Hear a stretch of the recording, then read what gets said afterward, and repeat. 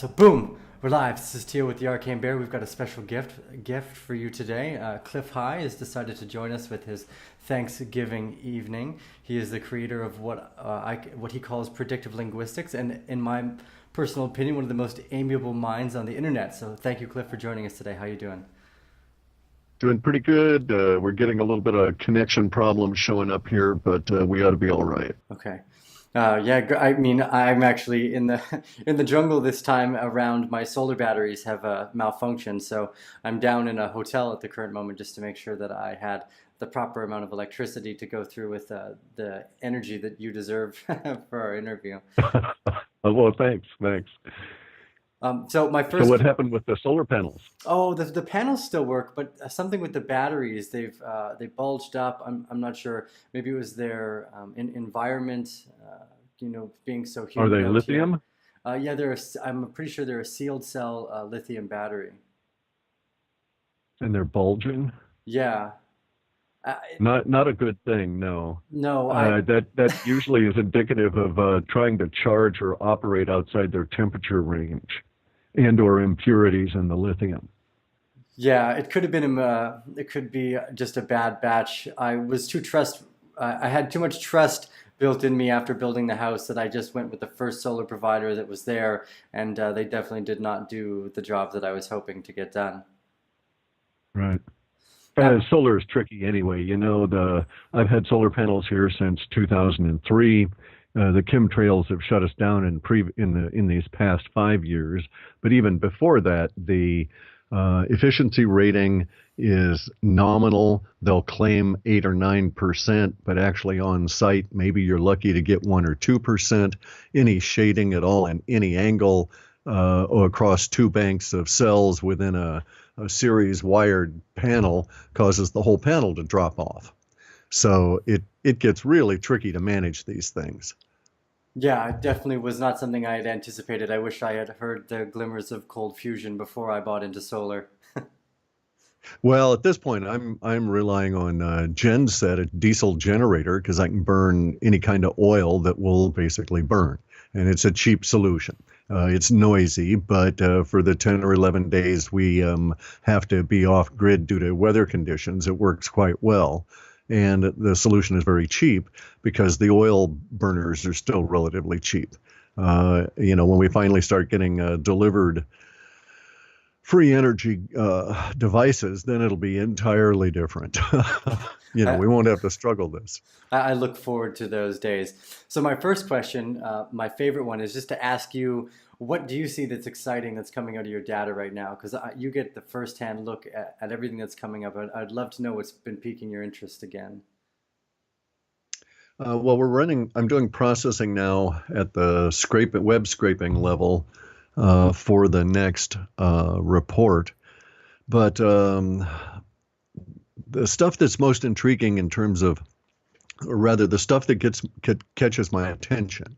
All right, and it does so because it's a very high level of emotional values, and so I'll see high numerics showing up, and then I'll go and look.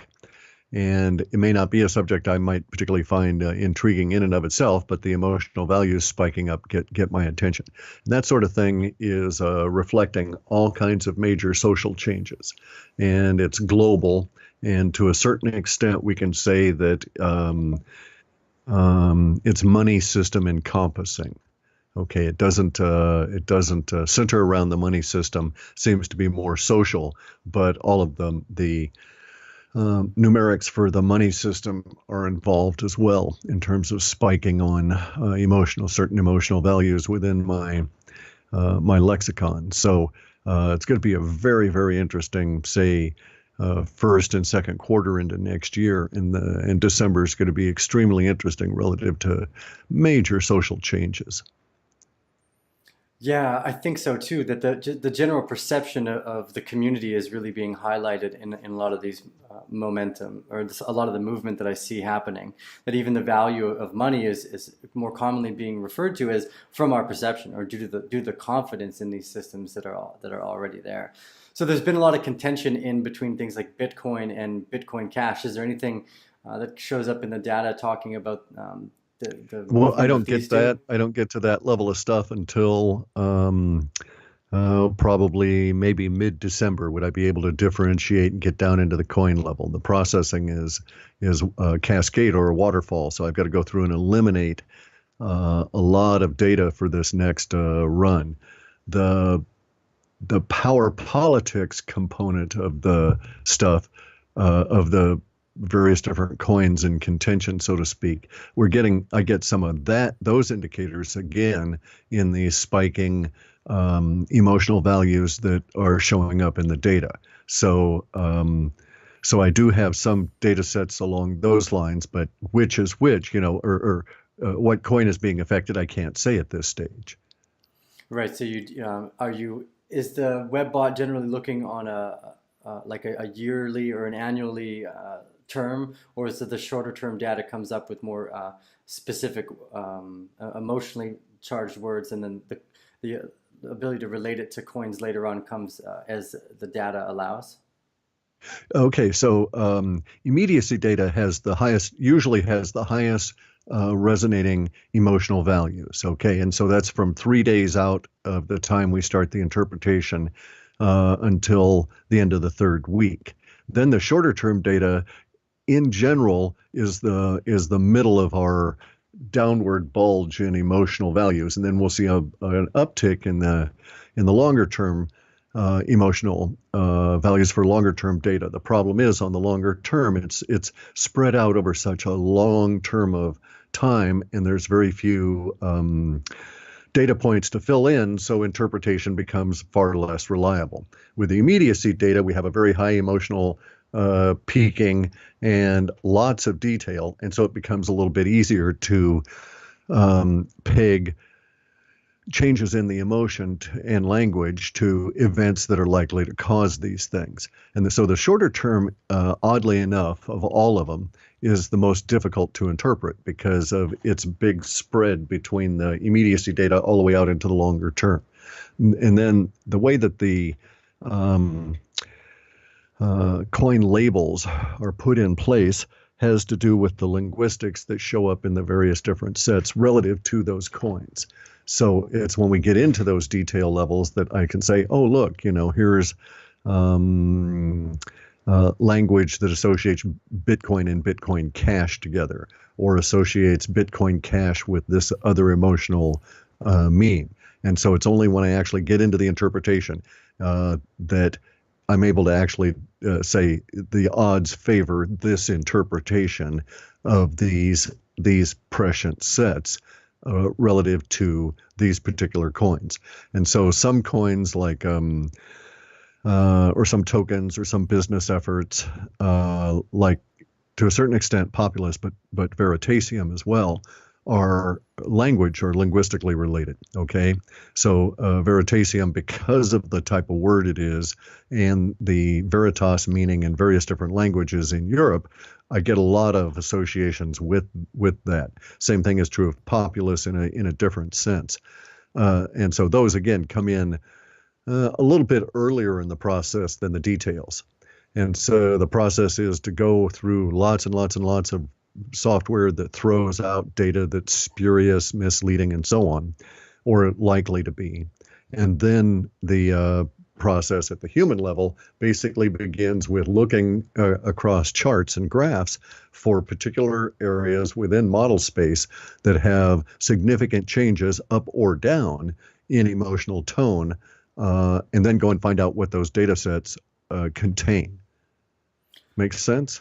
Yeah, I hear what you're saying. So that you get different groups of data depending on the time frame. So the ability to attach the specific words of, say, a company like Veritasium to the longer term time frames, it might be a little bit more difficult. But if you have it on the immediacy data, because it's highly charged with emotion in that time, it's generally a bit easier to see as it kind of almost jumps off the page. Well, Correct. And there's a whole lot more words in the immediacy data. Many of them are slang because of the nature of immediacy or extremely short-term language.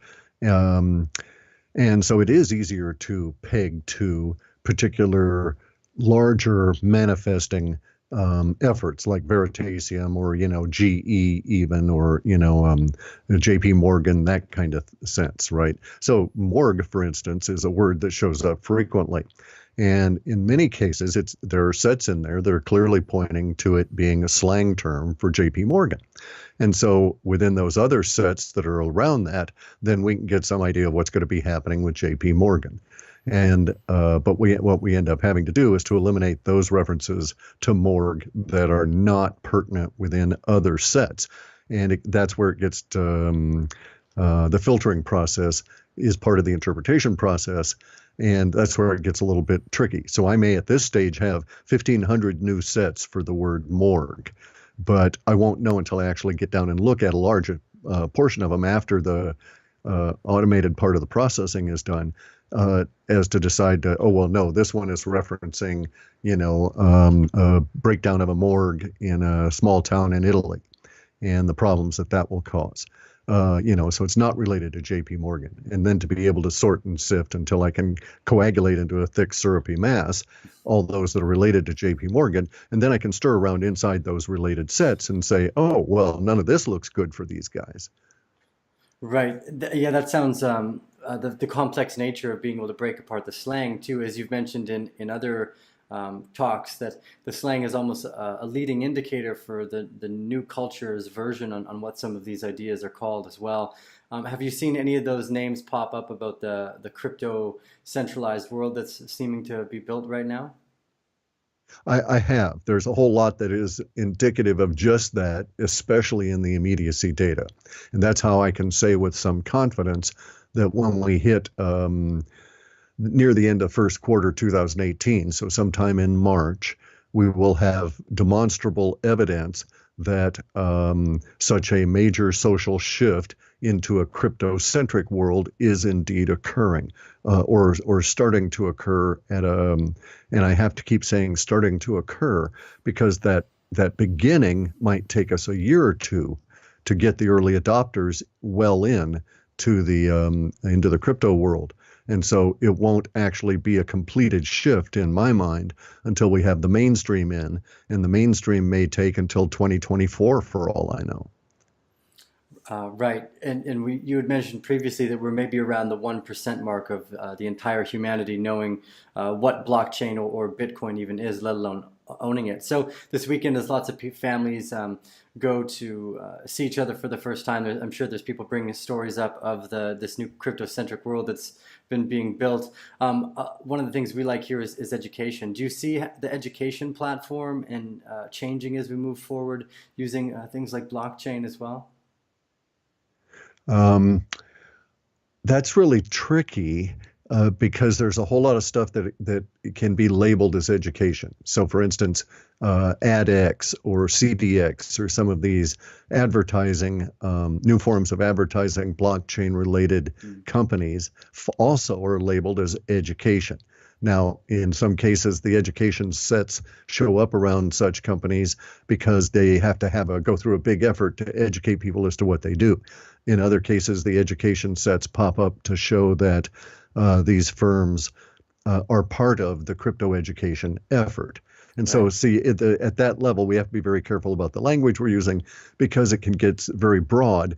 And I'd be very hesitant to say about things at a very broad level at this stage in the process. However, you just brought up the people especially in the U.S. and then in Canada with the Thanksgiving and the holidays, everybody getting together, and this is the springboard for the actions that will occur in January and February and March in terms of the early adopters coming in. Because you're quite right, we're going to have situations where family gatherings will take a decidedly different turn this year, because a number of them will be in a different venue, and that will be people that now are a little bit flush because of crypto success being hosts where before they weren't.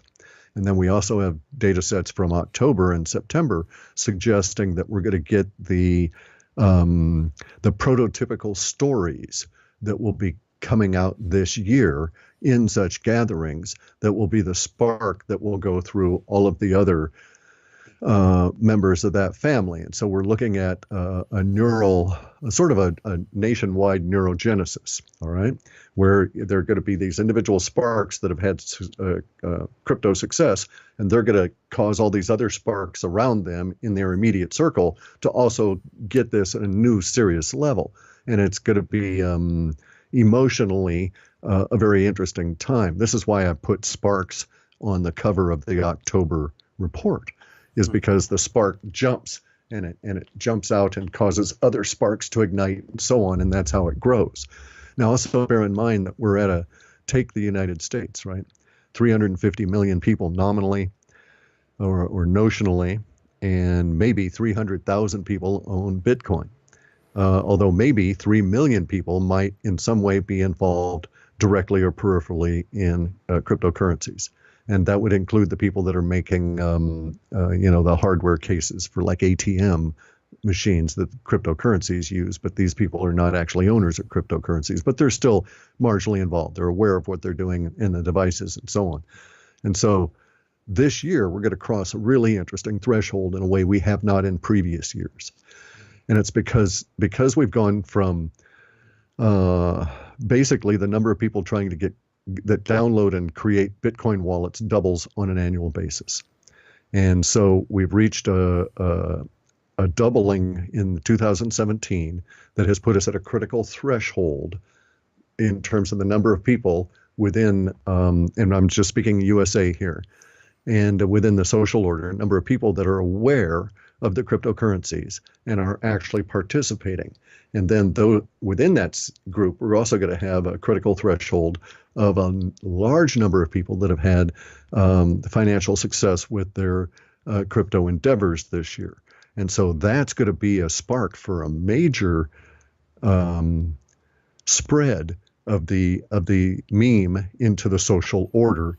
And I expect that over this today, but also over this weekend, we'll start seeing some of the results of that. And I actually have a number of web scrapers poised to ascertain just how much of a spread we're getting by the increase in language at various specific sites about the cryptos, the number of hits on particular videos, as well as other sites, and we can tell just how rapidly people are going to start getting into it. But our data in September that produced the October report that I labeled Sparks was talking about how a conflagration, a huge spread, comes from tinder dry fuel, which is what we have here, of no yield on bonds in 30 years in the U.S. to speak of declining yields. And so we could suggest that most of the U.S. financial system is dry tinder. And this particular Thanksgiving, there's going to be a lot of sparks out there setting things on fire. Well, I hope we get to be part of that spark as well. So we're going to release this video tonight, hopefully. So in the midway, remember to give us those thumbs up at Bear Family. Helps other people later on down the stream find the information they're looking for, as well as subscribe. If you hit that little bell every time we do something like this, you get notified of the live videos. Also, a quick little plug for Clif High. Remember, go to halfpasthuman.com to check out all the reports he's talking about, like Sparks that came out in October. And I'm just a quick little blurb there. Obviously, happy Thanksgiving to everyone in the United States, and I believe Canada has already had their Thanksgiving. So belated Thanksgiving to those fine northern folk as well. So here's a fun little question. Obviously, everyone wants to know, what's going to be the most massive gains in some of these cryptos. But are there any really cool business models and concepts that are coming out of this emergent space that have you excited again? Yeah, there's a couple. The business models are a lot easier to track down with reliability and see with reliability in the data. And that then I can go and track down the actual companies that are involved in it. So that's really my process, is that I'll see some language around a particular successful idea, and then I'll go and try and backtrack it, so to speak, to see who's working on that idea now, and then investigate those firms. And so some of the business ideas that are coming out that are most exciting do relate to the idea of a token for funding energy for resources into the hands of manufacturers. Now, it need not involve any particular resource, but we could take as an example, um, well, you could take mining, chrome or tin or something, or any particular metal, and the concept here is going to be ending up as the replacement for the just-in-time delivery system that we have now. So, in other words, in the 1950s, this guy by the name of Peter Drucker went over, and he was a business fellow, mid-country, I think, like Chicago. Anyway, he went on over and he talked to the Japanese and the American governments, and they basically came up with this idea of the just-in-time supply system that eliminated a whole class of handling of goods, which was the warehousing. And the warehousing involved lots of people, but it also involved lots of basically static and dead real estate. And so a couple of things changed. We went to a just-in-time delivery system, but the just-in-time delivery system over the last 15 years has been pretty much solely based on letters of credit and debt creation.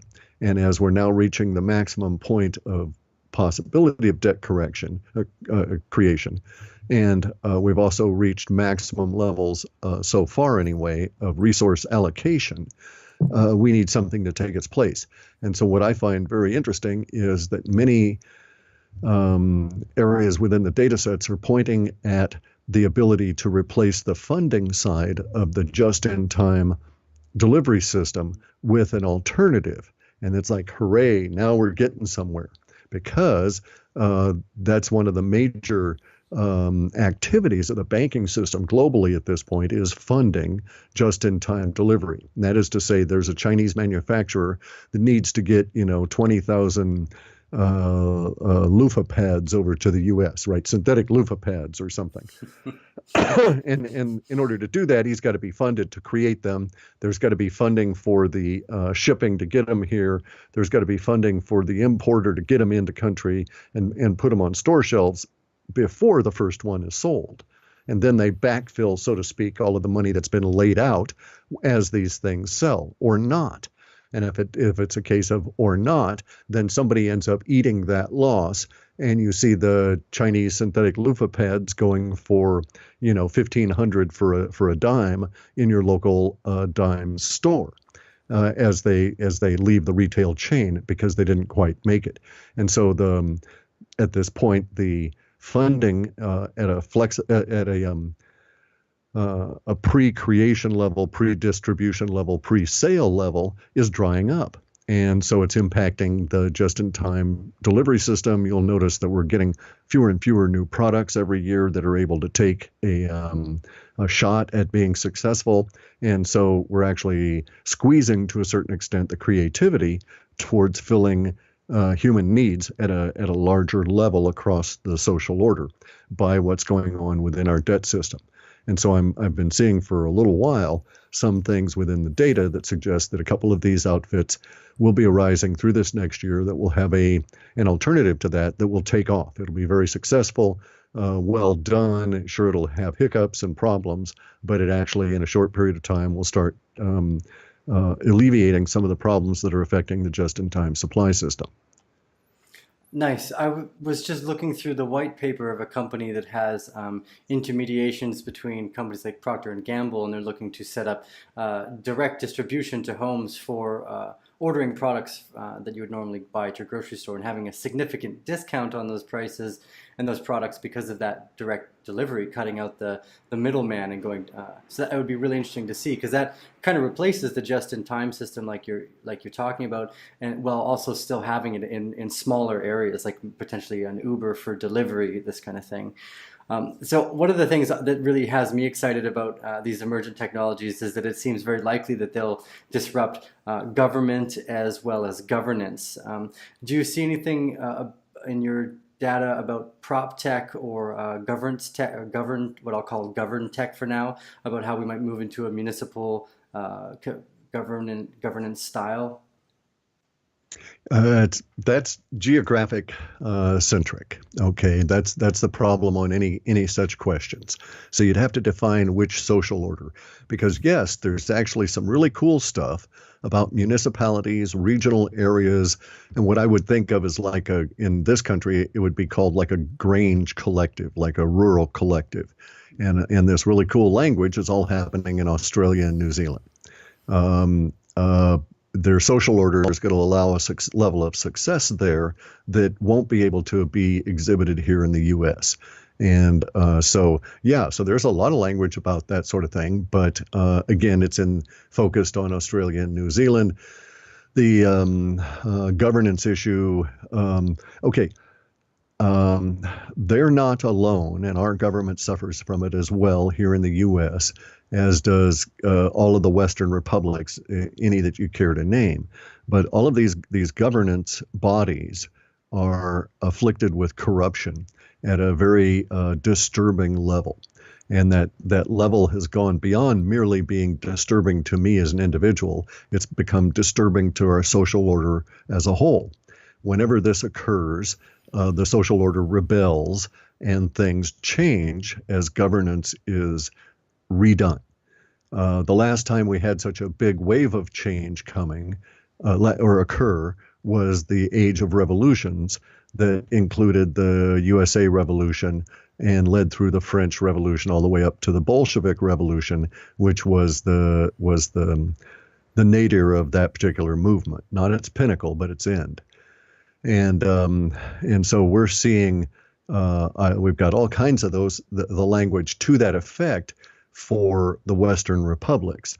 It appears as though because of the nature of the people involved, the social order itself, Australia and then later New Zealand have a higher success rate in getting through the corruption and getting down to a rebuilding phase in a much more rapid fashion than the rest of the areas.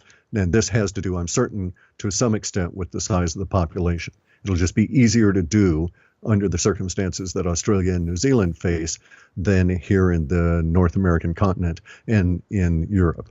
And in Europe, I expect it'll take a lot longer than it will here in the U.S. So I don't have a lot of encouraging data for successful re-engineering of the governance structure within the USA for the immediate future. There are some indications of success in the long-term data, but even within the leading edge of that long-term data, there's still quite a bit of discord and rebuilding that has to be done before we can get to that level of success. So we have not even begun yet to get the corruption out of the way. And we've got to go through that phase of burning it out before we can start the rebuild. Yeah, that makes a lot of sense. I think in the meantime, I might have to go visit the kangaroos and check out New Zealand.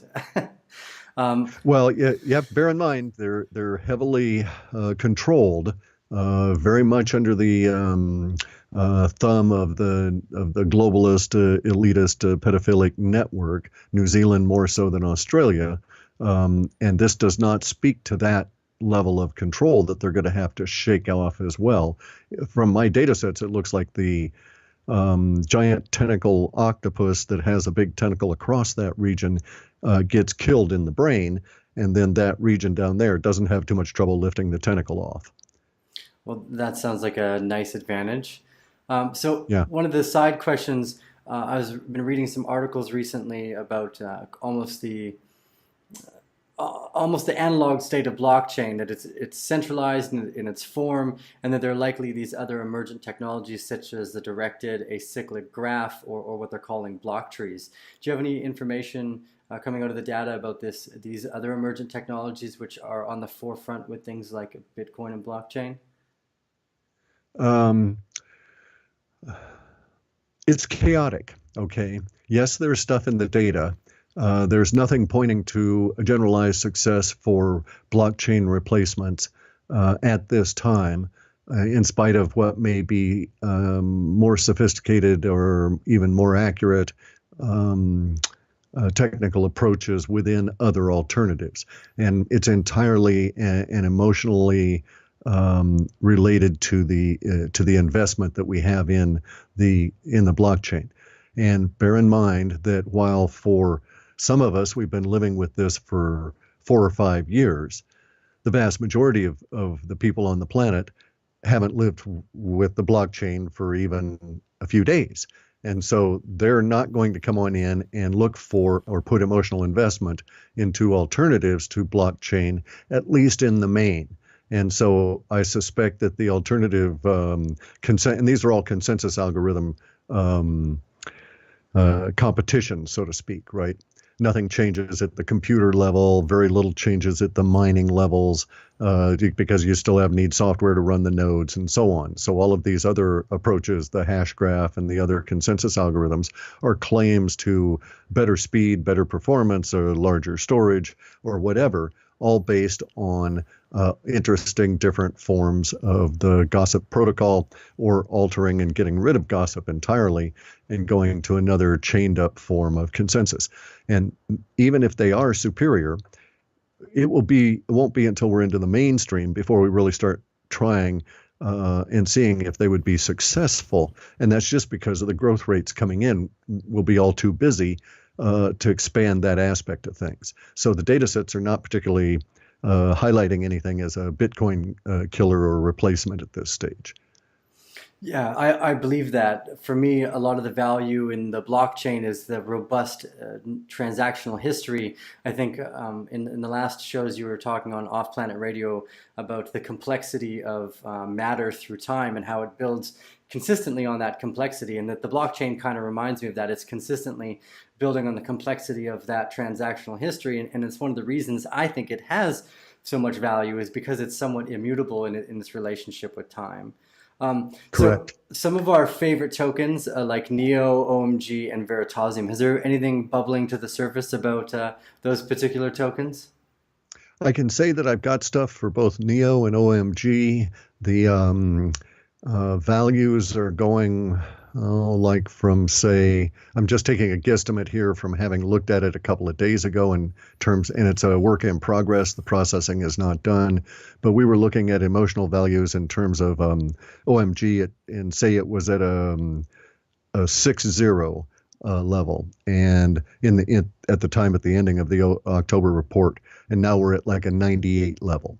So we've had almost a third again, or almost an increase of 50% over its existing emotional level at the time we ended the processing in October. So something is very much emotionally up for OMG. Same thing is true of Neo. Numbers are not quite as striking there, but enough that I'm quite certain something is actually occurring. And let me stop for a second and say that because of the emotional spike being that large, I'm guesstimating that most of it's going to be clustered in immediacy data. And so I suspect over the next 3 weeks or so, we'll be seeing some very interesting changes within the information around those particular coins coming out of China. And I suspect that because of the way in which the emotional values are rising, that we'll be seeing something that will have an immediate kind of an impact in a solid way. So I think that instead that it won't be rumor. Whatever will be causing the change will be some level of manifestation. Maybe OMG will get a contract that they can really go on out and wave around and tout as being a huge gain. I'm waiting for the language. I have not seen it yet. But in general, with these kinds of coins or companies, I'm looking for a transition to doing processing for payroll, such that some company decides to take and it may be, and actually what I'm looking for is government, either a subcontractor or government directly, to start doing payroll on the blockchain. And because that's a temporal marker that has been in the data for maybe a year and a half now, maybe longer. I'd actually have to go back and look.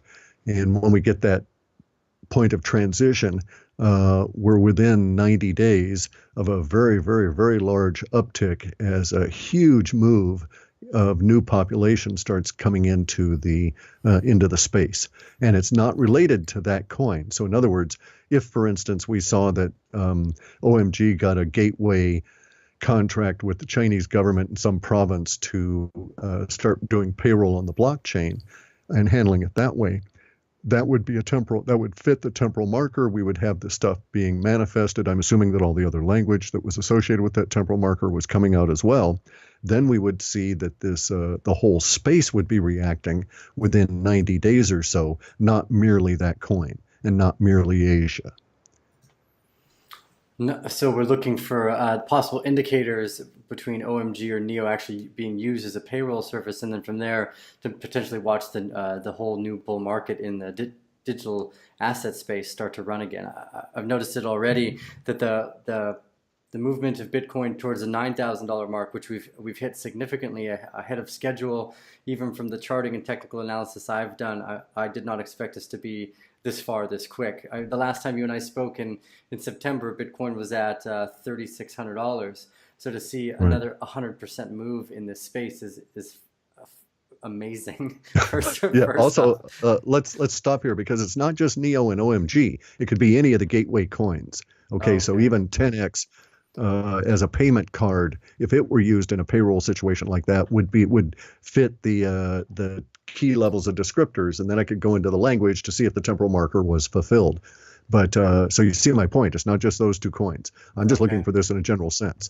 I interviewed a company about 3 weeks ago called Etch, who was using a payroll distribution using the blockchain and have their own card as well. And they were actually they're headed by they were in partnership with KPMG, and they're starting to work with construction companies only, and actually had successfully implemented it at the Oxford University as their test net.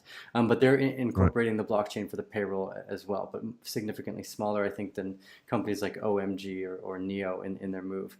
So on the roadmap for 2018, where do you think we go from here to say August and late fall next year? I've got a significant 3 dates, in the sense I've got dates that give me some pegs that I can actually numerically look at and say, okay, by this date I expect this to occur, by that date I expect this to occur. And so by the time we get into March, we should have reached our 13,880 on Bitcoin. And then sometime between May and August, we should have crossed 20,000 for sure, but maybe 40,000 in some outlying province that is like Zimbabwe has already reached their $13,000 Bitcoin price. Okay, people there have $13,000 US. They need to get it out of the country. They're willing to buy the Bitcoin and take a loss selling that Bitcoin once they reach some other country, just to be able to get wealth out of there. So the $13,000 price in Zimbabwe is entirely geographically located. And I'm not ruling out that potential with the $40,000. But because I don't have the data sets just yet, merely have the notional and nominal indicators within the data, I can't say if that's the case. But between May and August, we should cross the $20,000 US mark, and may actually cross $40,000 by the time we get to August as well for Bitcoin. But the much, much larger meme or theme within the data sets is for the beginning of a larger level of adoption that from March onward propels everything in a rush. And so it would be, there's so much pressure of people trying to get in that facilitators start arising just to fulfill this need in all different kinds of ways. And education springs up like you wouldn't believe to fulfill the need to help people out. And it just gets really crazy to where we're going to get into sort of a gold rush mentality. And one of the signs that you'll know that I'm correct is that from March onward, you'll see an increasing emotional desperation on the part of companies involved in the space to hire individuals with training and talent. and that will be expressed in the form of what they're willing to pay and the links they'll go to advertise to get those people to just interview with them. Yeah, the I think you're right on. The technical analysis that I was looking at had around between 30 to $50,000 Bitcoin by August. So we're looking at the same move, which is great to see. And then this other aspect about education that you're talking about as well. It's one of the reasons why we built an educational part of the arcanebear.com, was just knowing that this influx of people that need a friendly face and an easy way to get introduced to this new technology is going to be necessary is something we're starting to try to prepare before the wave arrives. So I've seen a bunch of MLM and pyramid-like ideas pop up in this industry. I was a little worried that some of these might blow up and have a Mt. Gox-like effect on the landscape in crypto as a whole. Do you see any of that, anything like that in the data? I see them blowing up and leaving huge craters and holes.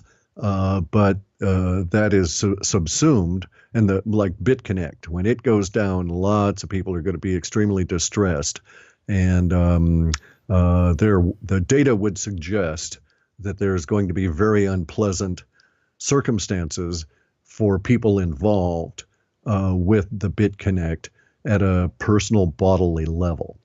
And so it's not going to be pretty at all. It's going to be a very ugly explosion.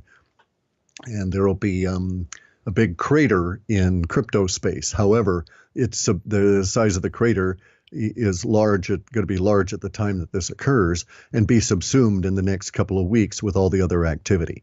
So it'll be, oh yeah, don't do that. Let's get on with things. Good. I'm glad to hear the free market is starting to play a little bit more responsibly. So let's jump off and out of that particular center and go for a bit more of the woo-woo. I've recently ordered myself some C60. It didn't arrive the last time I was in Canada. But for those of the Bear family that don't know much about what this is, do you want to give us an introduction to what carbon 60 is and some of the experiments that you've seen around it? Okay, so carbon C60 is the carbon molecule expressed a particular way. Usually you see carbon and it's in the form of carbon 12, carbon 14, carbon 18, and so on. And we're all somewhat familiar, at least nominally, with the idea of carbon 14 dating and stuff. And so that has to do with the decay rate of carbon and how you can calculate it. And so you can tell how old something is if it was a carbon-based life form. Now, carbon is very interesting because you can take 60 of the carbon atoms and make a carbon molecule. And so in that sense, it's monomolecular. It's a single atom that's in a molecular state. So instead of like carbon dioxide, that would be carbon with oxygen, and that would form a molecule. Here we've got carbon 60 that's nothing but carbon. And it's enough of these molecules, enough of the carbon atoms that it forms this particular shape. And we can think of that shape, I'm doing it very poorly with my fingers, but we could think of that shape as a wire frame rendition of a soccer ball. Okay, dodecahedron. Okay, but the little grid line specifically, right? That's so we think of the big white spaces in the soccer ball as being gone, and you're left with just the grid lines. And if we can think of carbon 60 that way, carbon has a lot of different molecular forms. There's carbon 50, there's carbon 52, there's carbon 70, there's carbon 71, and so on. Turns out carbon 60 is very unique because it closes that shape up, and yet the holes in between the wire frame are large enough that hydrogen atoms can go through. In addition to that, each one of the little points, each one of the intersections of the grid forms up a little spiky bit, so to speak. And it also can have many hydrogen atoms attached to it. The upshot of this is that here's a material that you're mostly made out of. Okay, your body is mostly carbon and silicon, and so it's the same as your molecular material. You can digest it. You can break it down. Your body can use it. It doesn't really break it down. It does excrete it, but it has no harm to you whatsoever, taken in an appropriate fashion. And it has a huge benefit because once it gloms onto the hydrogen atoms in your body, it is a super, super, super antioxidant. And it works at a level that other antioxidants don't. Because it is carbon, it can pass through cellular membranes and pass the brain-blood barrier, whereas bigger molecules that are also antioxidants like vitamin C can't do this in the same way. And so carbon-60 can actually cluster around the mitochondria of your cells. And they, when they're doing so, they have all the little spiky bits that have the hydrogen out there. The hydrogen gloms on to oxygen. And thus, instantly, your oxidative stress damage to your body, the creation of what is known as free radicals, starts reducing. Okay, free radicals degrade our telomeres. Free radicals degrade our body and cause us to not replicate the cells as cleanly as before. It's like making copies on a scanner where the toner is running out and each copier becomes more and more blurred as you go along. C60 wraps around the core of the cell and picks up all of the oxygen damage, gloms onto it with the hydrogen until it's completely full of it, and then you excrete the C60 with all of those toxins. And so it's 172 times more potent than vitamin C as an antioxidant. And vitamin C is one of the most potent antioxidants we've ever found on this planet. And so this is like a super antioxidant. Plus, it has other interesting features if you combine it with other materials that will even boost that further to the point where sometimes you can say it's 500 times more effective than vitamin C. So the upshot is that the experiments, and they've now done experiments on groups of up to 180 rats. And now bear in mind, rats don't have telomeres. Telomeres are what tell our cell how many times it can replicate before it's got to stop. Every time you replicate, it shortens the telomere down a little tiny bit until finally it gets to the point where it's too short and that cell can't replicate anymore and it's got to be kicked out. Rats don't have telomeres. Rats could live forever, theoretically, except for the environmental damage that they encounter.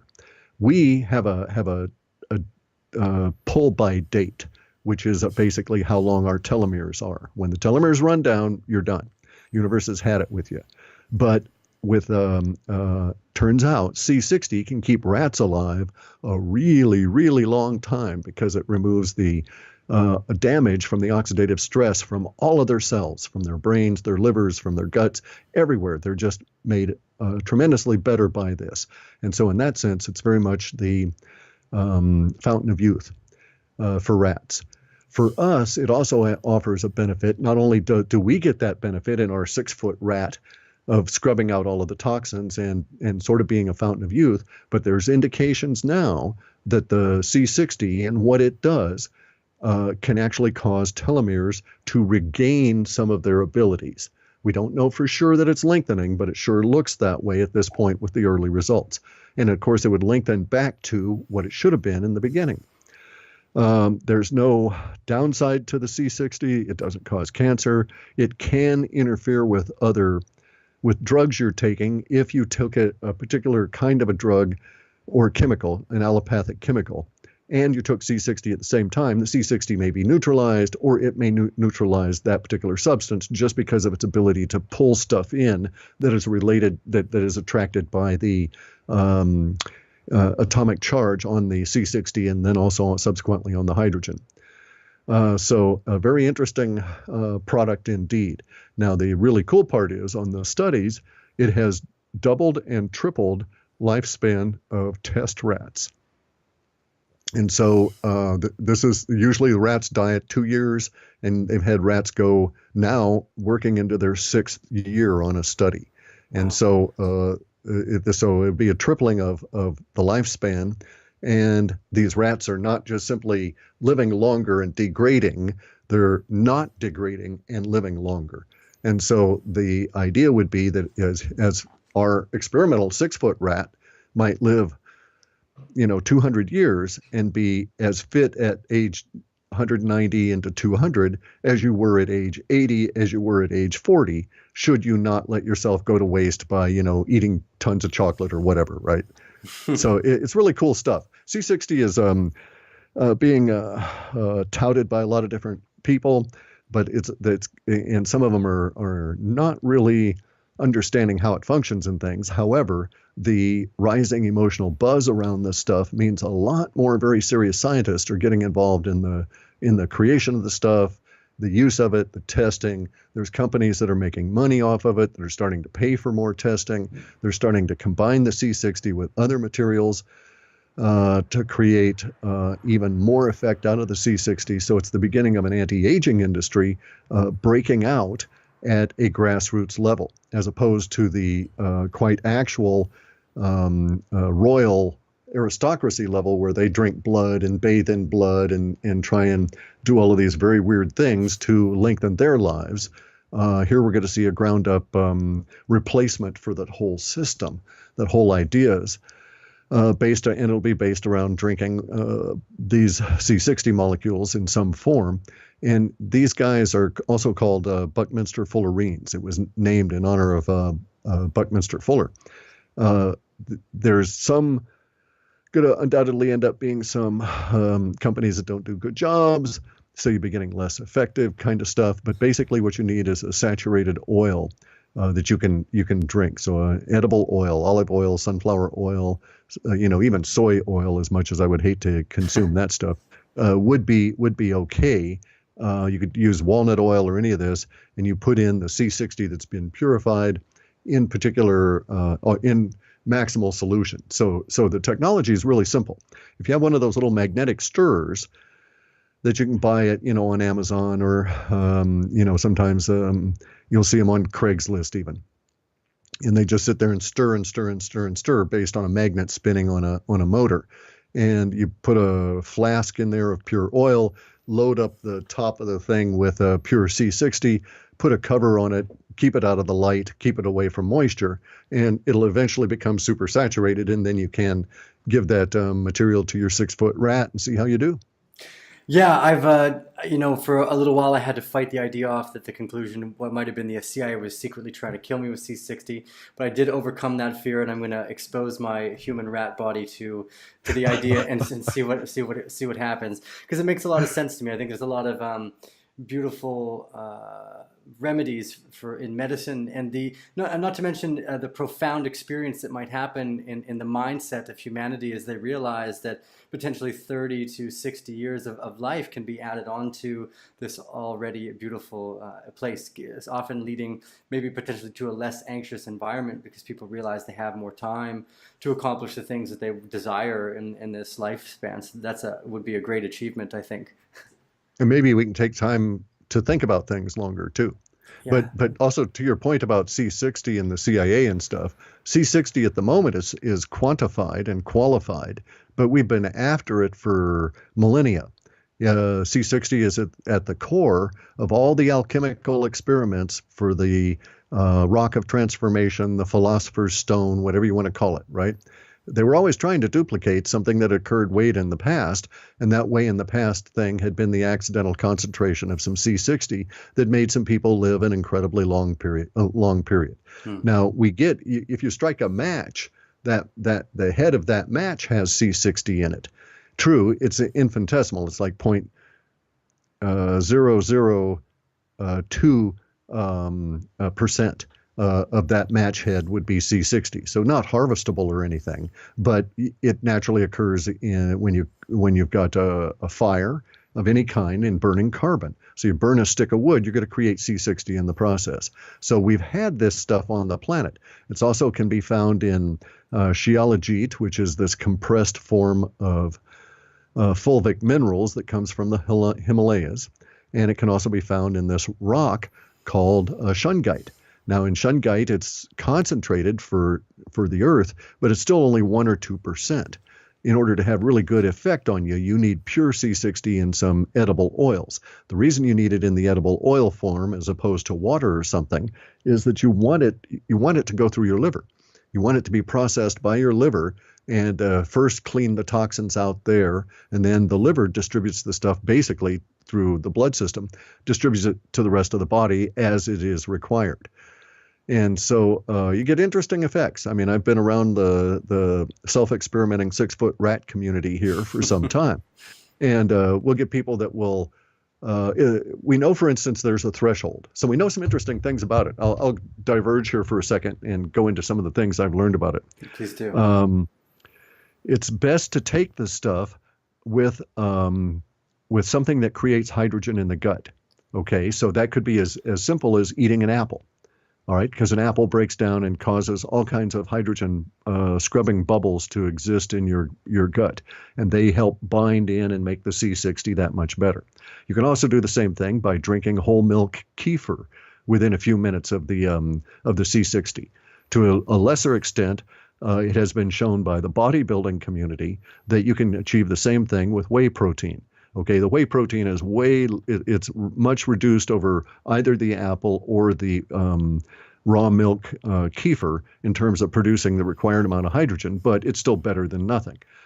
Some vegetables will do it. If you got a particularly good batch of carrots that had a particular high level of kind of carbohydrate, they'll also produce the hydrogen, and that really boosts the stuff up.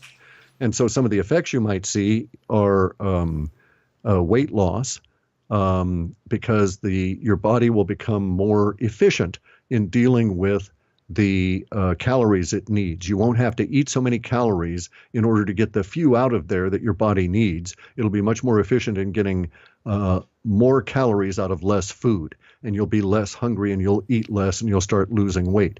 There's also the effect of the toxins being taken out of your system at a cellular level.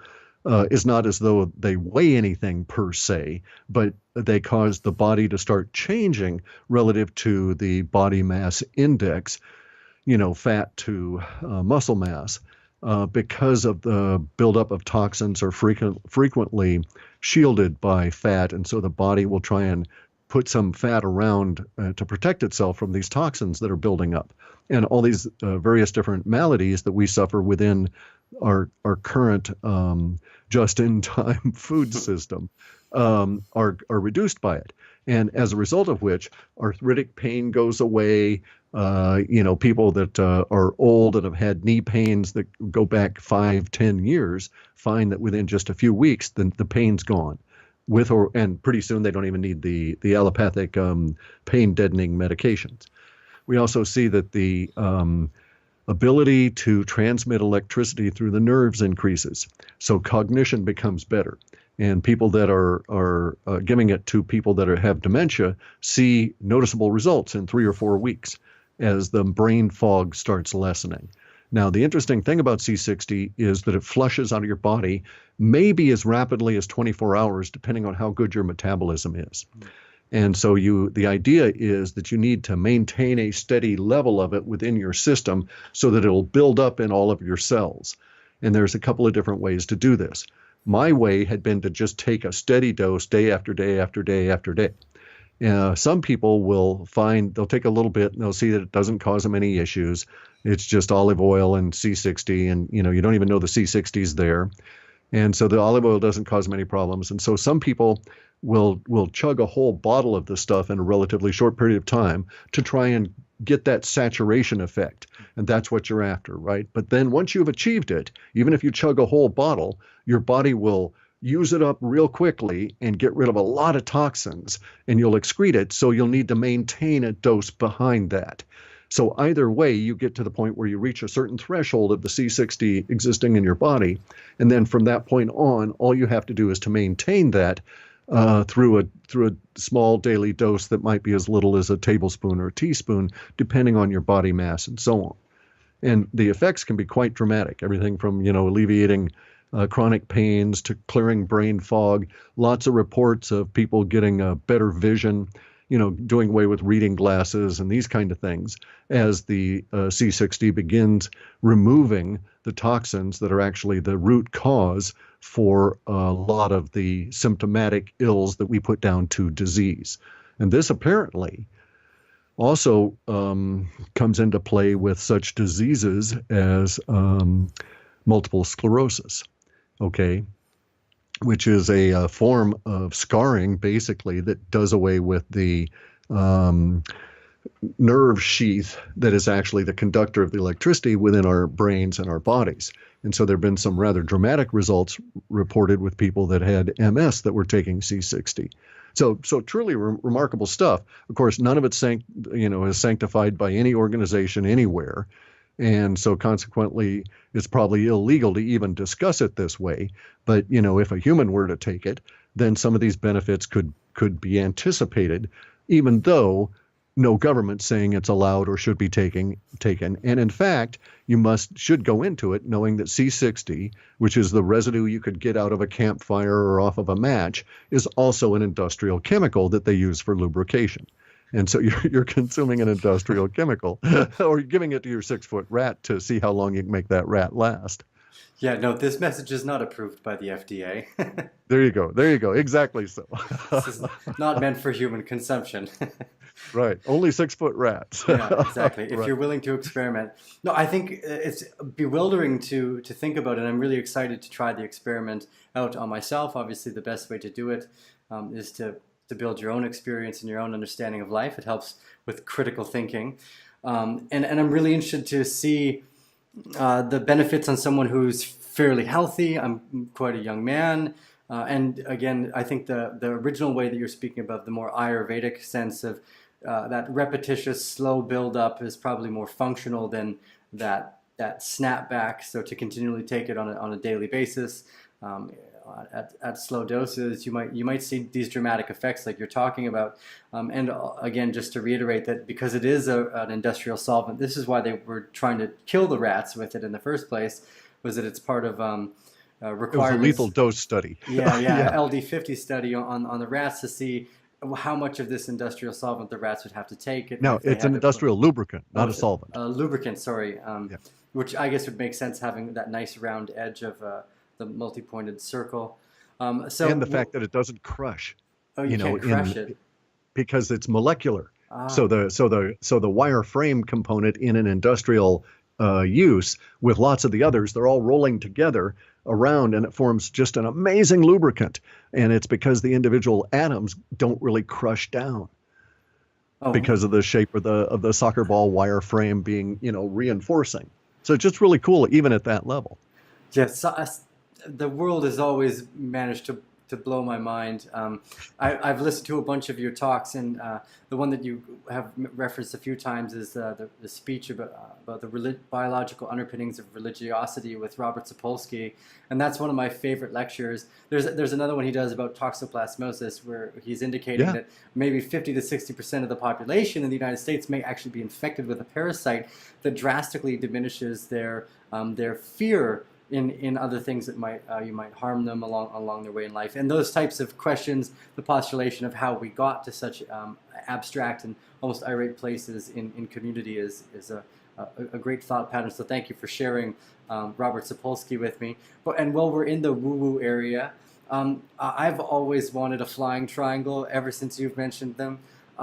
The technology that is supposed to be coming out of these darker tunnelways and caverns as we move into, I guess, the unveiling of potentially the humans' history as we know, or the rewriting of humans' history as we know it. Is there any data coming out from Antarctica that is still or that's obviously supportive of these new technologies? Oh yeah, there's quite a bit. The data sets are painting kind of a funny picture, okay? Because we enter into a period of social chaos within the North America, primarily the U.S., and because that social chaos is also concurrent with the move over into cryptos, there's this sort of dichotomy of views that is being expressed. Huge raises in emotional tensions, both release language and building tension language. On the side of the social problems or chaos or change, or, as we get rid of corruption and get into cleaning house. And at the same time, we have the crypto world that's off trying to build solutions while all of this is going on. So it's kind of like while we're fighting the revolution, we're building the buildings that we know are going to have to be around to replace the ones that are going to be destroyed in the process. In that picture, there are easily ascertainable sets that relate to Antarctica and the technology that is already apparently being slowly released out into our industrial order. And so there's data sets that show that the U.S., because of our economic situation, the dying dollar and all of this, is making a last big push to try and get certain things established in anticipation of coming out of the chaos and having to be competitive on a global state level with other global states. So I'm not talking war or any of that. I'm just talking economically competitive. And the change within the social order that's anticipated is also suggested within some of the data to be an anticipated change within some of the emerging hierarchy of the new, let's just call it the new USA pop. And so we could postulate that there's some smart minds out there. These smart minds might be involved with seeing the social order about to really erupt into change, and know that that change, because of conditions, will not lead to another Bolshevik revolution. That time is gone. That's a lost cause. Antifa is a burnt out husk and is going to be dying. But there's still going to be a lot of social upheaval around some of the corruption clearing that's going to be coming out, and a lot of cognitive dissonance. So there's some smart minds that are going to take advantage of this particular period of time and try and shift the social order. And one of the tools they'll use is this information wave and everything that it portends that will be coming out of Antarctica. And so imagine a situation where you've got chaos on all the college campuses as the great college hero of the day is ratted out as a pedophile. Something that causes an emotional shock to go through the former power structure that we think of as the that is also could be characterized as the social democrats or the socialist or the left-leaning or any of these kind of phrases, right? So these people are going to be in somewhat of a upset mental state as their heroes and their social order or their social paradigm is put under great stress by truth coming out. And so the truth comes out, that Barack Obama knew about the chemtrails and didn't give a rat's ass that it was causing all of the death of all of these people. And so Barack Obama is no longer a hero to somebody that he was a hero to. I'm just picking this up as a weird example. Other people in the power structure that's emerging now know that these individuals that are out there that are young and impressionable will have had the anchor of their world, their paradigm, removed by the actions of the corruption clearing that we have to go through.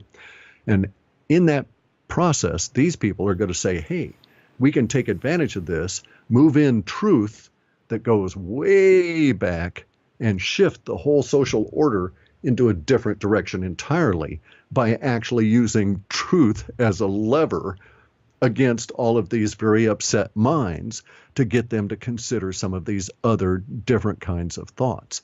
And so, Antarctica is that lever. Whatever has been found in there is showing up in the data sets as being that lever on the social order. And at the same time, we see that there's a lot of the stuff in what they found that relates to technology.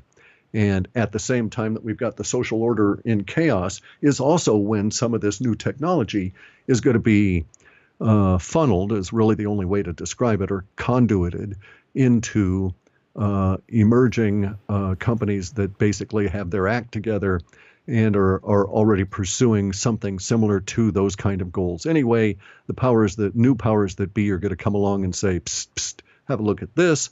And by doing that at a seed level, things are already accelerating.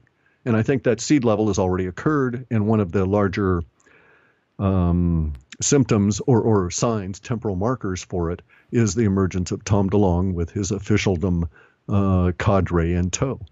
And it would not exist if they were not already doing that seeding level, because now they're getting the public face on those floaty triangles starting to be thrown out of factories a couple of years from now. Wow. Again, I mean, what's crazy for me is that the ham radio was something I grew up with, and I thought the ham radio was super cool, being able to talk to another country.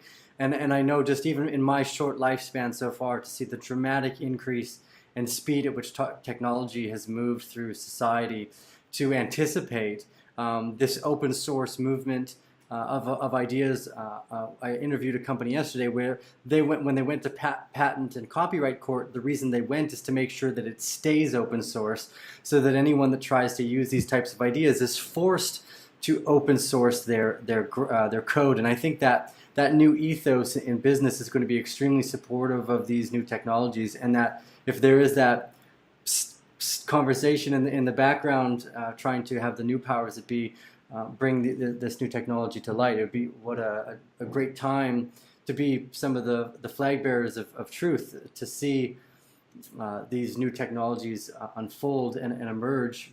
It will change everything as we know it, just as the internet did. So I couldn't hope for a better time, and I'm glad you can also see how they're going to benefit tremendously too, because they will be at the it will in fact be an approach to power to the new powers that be. Because the automobile industry begat the oil industry, or vice versa, whichever way you want to look at it. And if those are removed, that leaves a giant power vacuum. And so, the new floaty anti-gravity device companies will be stepping in there. And so we see that as a political force, it becomes a major lever, a wedge, a method of shaping the social order and doing away with those people that are supporting the existent corrupt power structure. And so it's kind of like we know the existing power structure is evil and has been corrupted to its core, and it's hinged on banking and oil and warfare. And if banking and oil and warfare are totally transformed by decentralized blockchain and introduction of new technologies that supplant the oil industry, then the powers that be that used to get all their power based on the money that those industries generated are going to be the powers that were. That's a nice sentiment to go with. So that was the last question I had. I want to keep it short and brief, even though I'd love to keep you on for as long as possible. I listened to almost as many of your conversations with people as I can, from your talks to the construction of the universe, through what I consider one of not just the hilarity but the brilliance of the little bloop as well. That the conversation that you bring to the table every time is so stimulating, and also to reiterate that the data through the RebBot is around 50% accurate. And a lot of people are like, "Oh, Clif High got this wrong, or he got this wrong." It's like, well, just remember, in a world of almost infinite possibilities in front of us, to get this type of accuracy is unparalleled. It's almost should be not attainable for having, and really close with some of your calls too, with the way the linguistics are matched to what I hear in the mainstream news and the mainstream dialogue. So it's been a pleasure as always. Thank you for taking your time on your Thanksgiving evening to share with us. I'll make sure I get this out this evening as well, in hopes to create more of that network effect in the education and the information that we're doing right now. Right. It's like to the barricades. Yeah. Or to the bear cave for me personally. I'll go back as soon as there's electricity. At the end, remember, you can check out Clif's reports at halfpasthuman.com. They are $99. You can pay with PayPal or Bitcoin. I love the reading. Again, remember that none of this in any way, shape, or form is investment advice. It's strictly for informational and educational purposes only. So one last time, remember to give us those thumbs up. It helps other people later on down the stream find the information they're looking for, as well as subscribe, and then go over to Clif's YouTube channel. You can find him on Twitter as well. He always is sharing either wonderful photos of the Puget Northwest Sound beaches, or brilliant hits from the WebBot and other interviews that he conducts with these new emergent technologies. So thank you for everything you do in the space, Clif. It's greatly appreciated. Sure. I have to do something. And you guys deserve it. So I'll see you later.